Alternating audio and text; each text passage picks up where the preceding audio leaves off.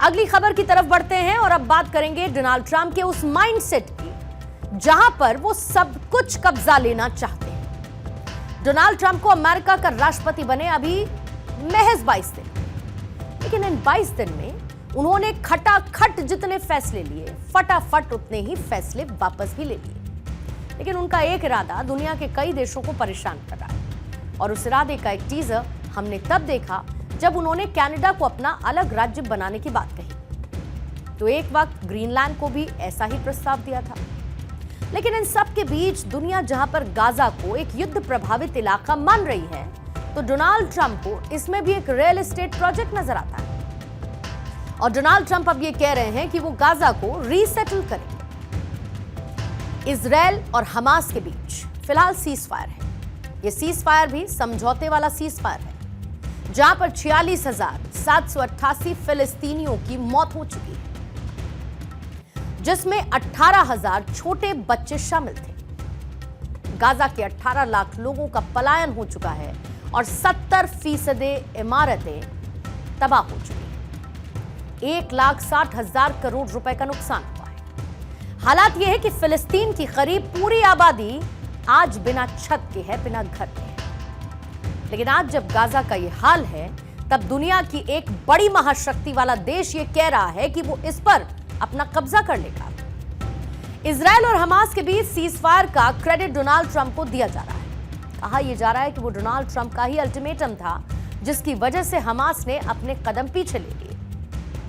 अब एक बार फिर डोनाल्ड ट्रंप ने हमास को शनिवार तक की डेडलाइन दे दी और इस डेडलाइन तक हमास को सभी बंधकों को इजरायल को वापस सौंपना होगा, ये भी कह दिया गया।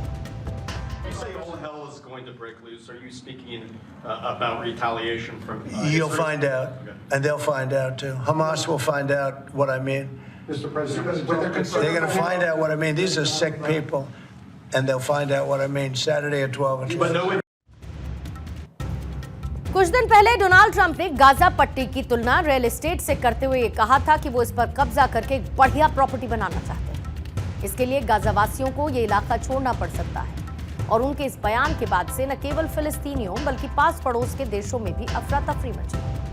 उन्हें डर है कि गाजा पट्टी से विस्थापित लोग कहीं उनके यहाँ पर बसेरा न कर लें। गाजा में इस समय 70% से ज्यादा इमारतें खंडहर हो चुकी हैं और इन्हीं इमारतों को डोनाल्ड ट्रंप एक बार फिर से रीडेवलप करना चाहते हैं।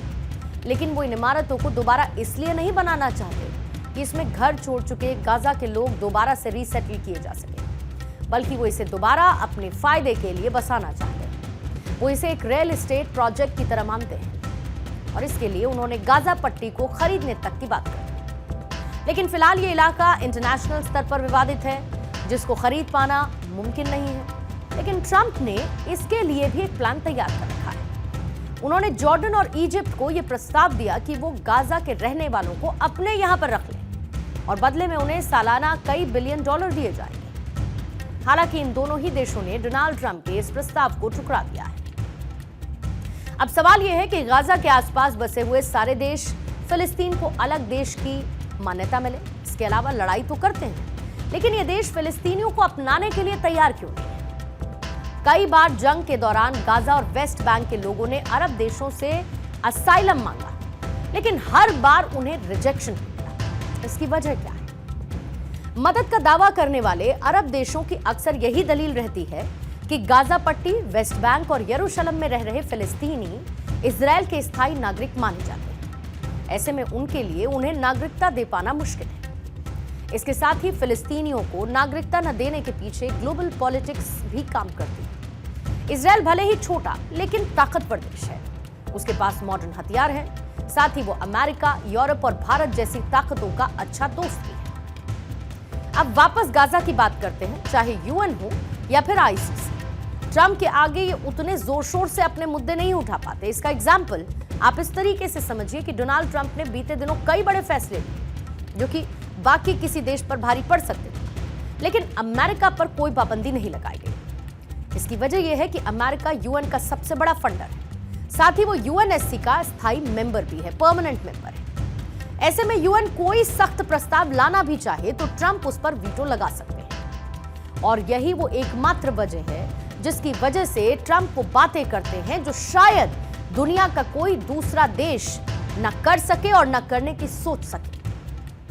और ऐसे में ट्रंप की ऐसी बातें सुपर पावर देशों में एक रीशफल की तरफ इशारा